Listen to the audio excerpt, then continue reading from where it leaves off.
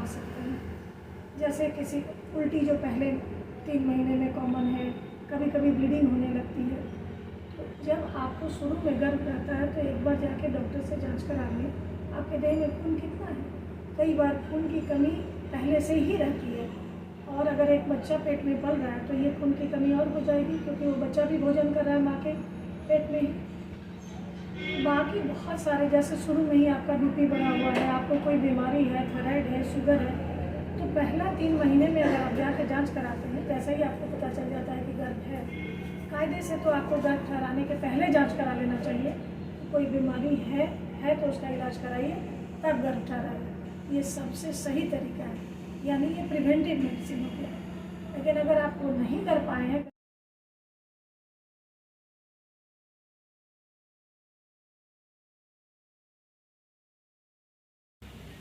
नमस्कार बाप प्रणाम बात तमाम जनता जनार्दन के। हम उज्जवल निमर भोजपुरिया माटी न्यूज चैनल से चिकित्सा है महान कार्यक्रम को लेकर छपरा के सुप्रसिद्ध महिला विशेषज्ञ रेणु कश्यप जी से बातचीत हो रही है।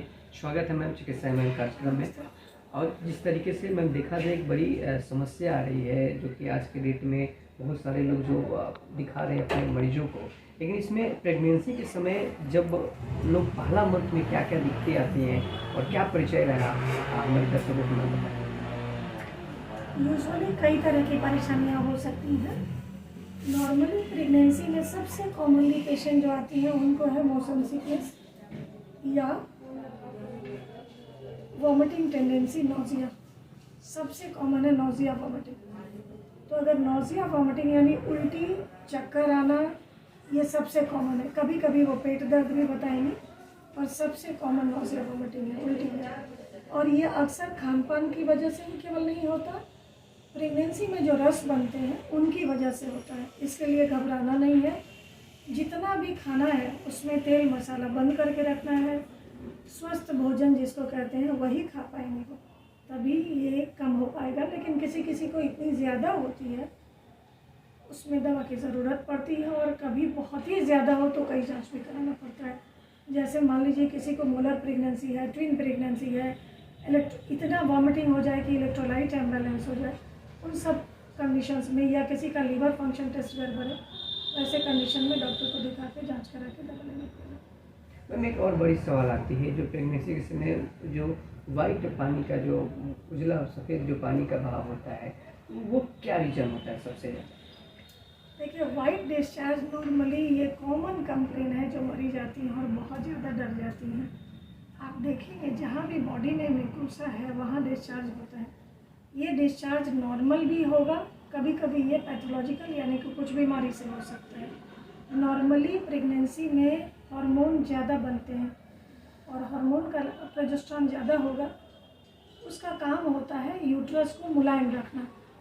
लेकिन इसकी वजह से अगर नीचे डिस्चार्ज ज़्यादा बढ़ेगा, केवल सफाई रखना है, और अक्सर ये बीमारी की वजह से नहीं होता है, ये हार्मोन की वजह से होता है।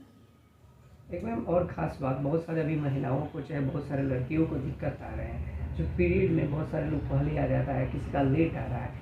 ये बहुत ज़्यादा एक कन्फ्यूजन लोगों के अंदर, सेंसिटिव टेंशन हो जा रहा है, मेरा पीरियड लेट आ रहा है, बहुत पहले आ गया।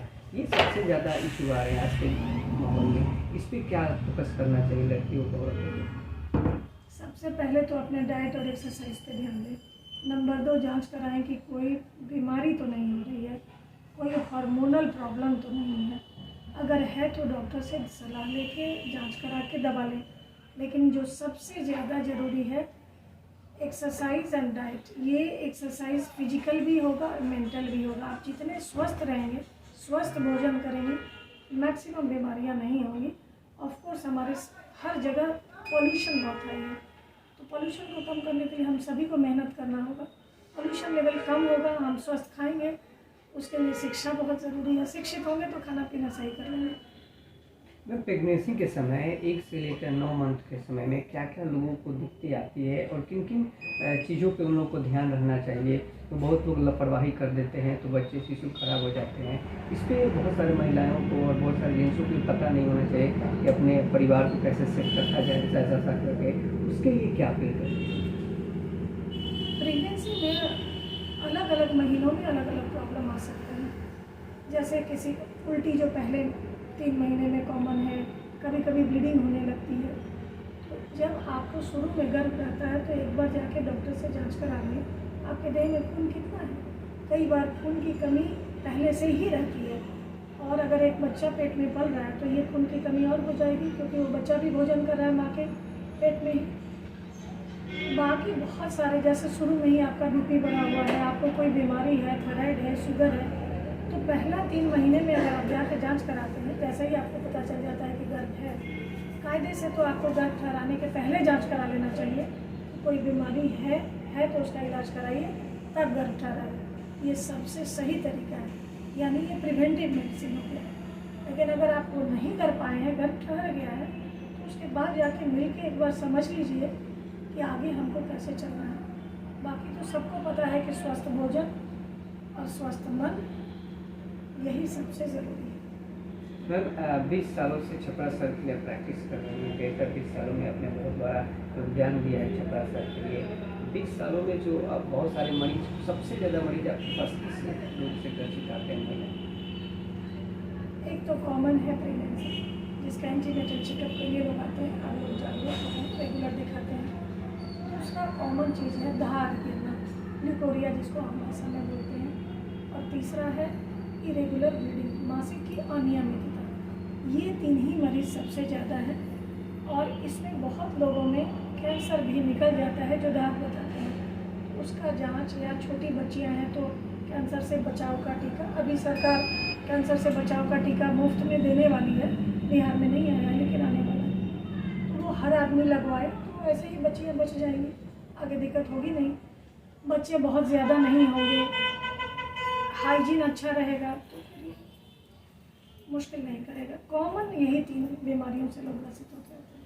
मैम इसमें कौन कौन से बेहतर चेकअप के लिए क्या क्या लोगों को चेकअप कराया जाता है कि लोग जो मरीज जो आते हैं उनको सेहत के लिए बेहतर रिस्पॉन्स मिल जाए? कौन कौन से बेहतर चेकअप आपके यहाँ यूज में होते हैं? कोई चेकअप बेहतर नहीं है, वो डिपेंड करता है कि एक इंडिविजुअल को क्या प्रॉब्लम है और उससे रिलेटेड। जैसे अगर कोई 30+ है, 35 है, या 35 के नीचे है लेकिन बच्चे ज़्यादा हुए हैं और वो धागा से इलाज करेगी तो पैपिस्मिया विथ HPV DNA हम लोग ज़रूर कराते हैं। अगर कोई कह रही है बहुत कमजोरी लग रहा है, उसके साइन एंड सिम्टम्स पे जांच होता है। ऐसा कोई स्पेसिफिक हार्ड एंड फास्ट नहीं है कि यही जांच इस आदमी को कराना, वो इंडिविजुअल कराना पड़ता है कि किसको किस चीज़ की ज़रूरत है। विशेष अपील क्या रहेगा स्वास्थ्य के प्रति छपरा सर के लिए, कुछ खास आपके तरफ से? अपने भोजन और अपने मन 2 को बहुत ध्यान दें। मन खुश रखें, समय पर भोजन करें, और इसके लिए शिक्षा बहुत ज़रूरी है। अगर इतना है तो कोई मुश्किल नहीं। मैम आपने कहाँ से पढ़ाई लिखाई किया है और कितने दिन से आप यहाँ पे छपरा से में प्रैक्टिस कर रही हैं? कब से आपने प्रैक्टिस शुरू की है? मैं पढ़ाई इसी छपरा शहर Brajkishore kindergarten, girls school, MDDM college Muzaffarpur, SKMCH PMCH से मेरी पढ़ाई हुई है। पढ़ाई कभी ख़त्म होती ही नहीं है, वो अभी तक चल ही रही है। बाकी और कोई ऐसा स्पेसिफिक मैंने काम नहीं किया है, जो सभी डॉक्टर्स करते हैं बिल्कुल मैं वही कर रही हूँ। एक चीज़ जो एक्स्ट्रा मैं लेके आई हूँ वो है IVF, क्योंकि यहाँ इनफर्टिलिटी बहुत कॉमन था और कोई भी टेस्ट ट्यूब बेबी सेंटर नहीं था, वही एक एक्स्ट्रा है। बाकी तो सभी लोग यहाँ, सभी चिकित्सक बहुत अच्छे हैं, बहुत दिल से और मन से काम करते हैं। आप मिलिए, किसी से भी परामर्श लीजिए, उसको फॉलो ज़रूर कीजिए। बहुत बहुत धन्यवाद। आपको बता दें कि छपरा शहर के सुप्रसिद्ध महिला डॉक्टर रेणु कश्यप से बातचीत हो रही, तमाम मुद्दे पे बातचीत हुई। इनका कहना है कि स्वास्थ्य के प्रति भी बेहतर अपने घरों में स्वास्थ्य के प्रति जागरूकता रखें और साफ सफाई पर ध्यान रहे, क्योंकि आपका सेहत बेहतर रहेगा। चिकित्सा है महान में कार्यक्रम में आप सभी को मैं बता दूं कि छपरा शहर के हर जो बेहतर चिकित्सक हैं उन लोगों के साथ आप सभी के साथ रूबरू करा रहे हैं कि आपके स्वास्थ्य के प्रति कैसे लापरवाही आप लोग करते हैं। सेहत स्वास्थ्य के प्रति सुरक्षित रहें। जय हिंद, जय भारत, निर्मल।